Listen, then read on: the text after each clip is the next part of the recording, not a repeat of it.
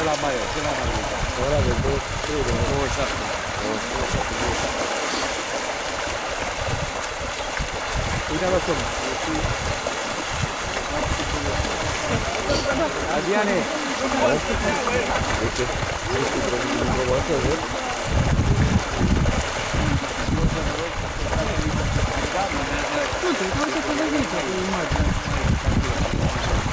îmi trebuia o mânușă de aia de piele să-i bagi în gură.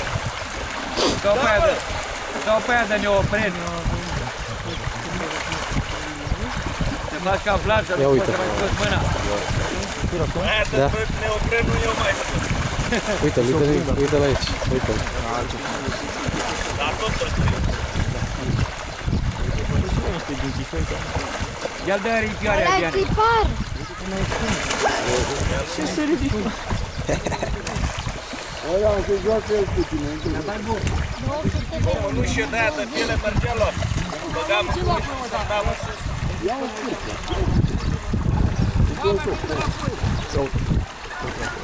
Pune-o pe palmă și ei. Sâmbăta viitoare sunt pe mare de tine. La pește?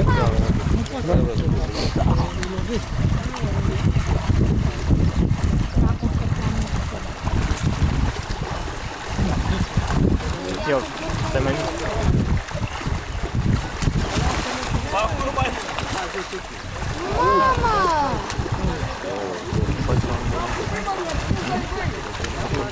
De unde a apărut gigantul ăla? L-a scăpat. La botezat. Dar nici ceva.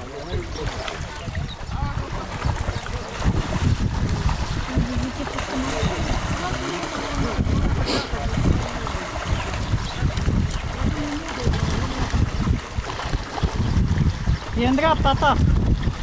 E mai mulți. Păi dai, eu văd și mai mari.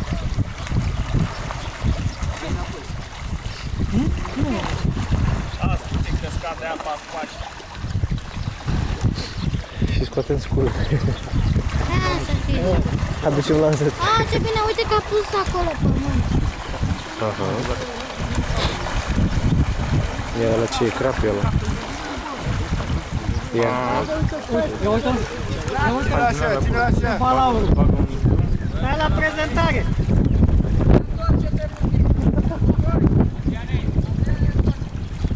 Ia lui Vlad. Nu-i jenel?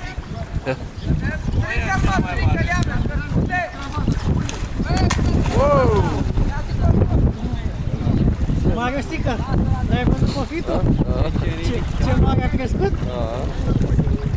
Era la mă, dar... Crește ăla, băgat un an, ziceam că e... Eu, vincioage, capsuri și drum pe aici să cărăm.